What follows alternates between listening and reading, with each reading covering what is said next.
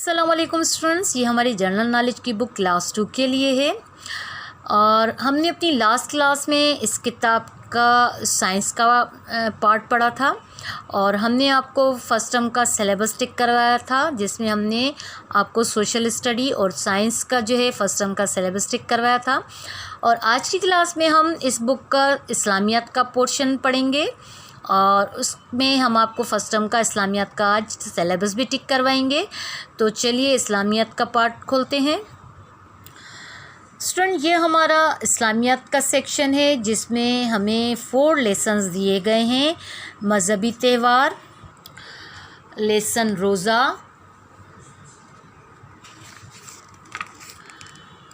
और अंबिया किराम अलैहिस्सलाम, और लेसन इस्लामियात।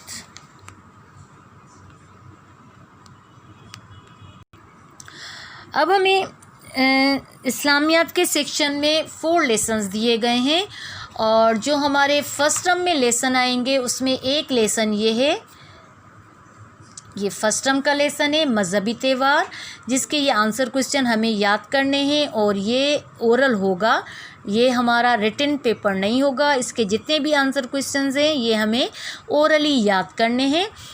और उसके बाद सेकंड हमारा जो फर्स्ट टर्म का लेसन है वो है रोज़ा। ये लेसन भी हमारा फर्स्ट टर्म में काउंट होता है। 2 लेसन हमारे फर्स्ट टर्म में आएंगे, एक होगा हमारा मज़हबी त्यौहार और दूसरा रोज़ा। तो ये आप अपनी बुक पर टिक लगा दीजिए ताकि आपको याद करने में आसानी हो, कि आपको पता हो कि फर्स्ट टर्म में हमारे कितने लेसन्स आएंगे याद करने के लिए। तो स्टूडेंट, हमने अपनी लास्ट क्लास में यूनिट मज़हबी त्यौहार के आंसर क्वेश्चंस याद किए थे। ये लेसन हमारा जो है कंप्लीट हो चुका था लास्ट क्लास में, और आज की क्लास में हम इससे आगे का लेसन खोलेंगे, पेज नंबर 31 को। तो चलिए पेज नंबर 31 ओपन करते हैं। लेसन है हमारा रोज़ा, सबक का नाम क्या है? रोज़ा। और आज हम इसके आंसर क्वेश्चंस याद करेंगे। तो चलिए सवाल नंबर 1 पढ़ते हैं। सवाल नंबर 1 है, रोज़े का मतलब क्या है? रोज़े का मतलब क्या है? इसका जवाब है रोज़े का मतलब है रुक जाना। रोज़े का मतलब क्या है? जवाब रोज़े का मतलब है रुक जाना। सवाल, रोज़े का मतलब क्या है? जवाब रोज़े का मतलब है रुक जाना। सवाल नंबर 2 है, अरबी में रोज़े को क्या कहते हैं? सवाल नंबर 2, अरबी में रोज़े को क्या कहते हैं? जवाब सोम। अरबी में रोज़े को क्या कहते हैं? सोम।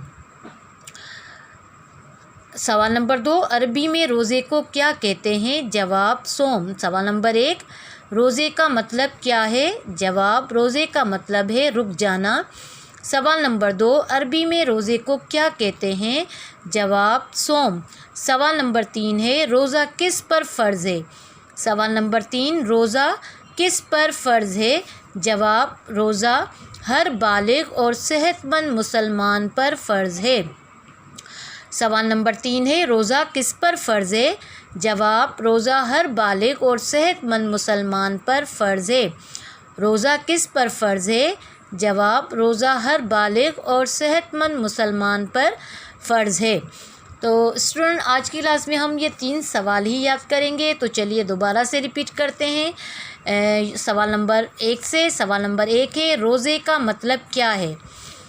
जवाब रोज़े का मतलब है रुक जाना। सवाल नंबर 2, अरबी में रोज़े को क्या कहते हैं?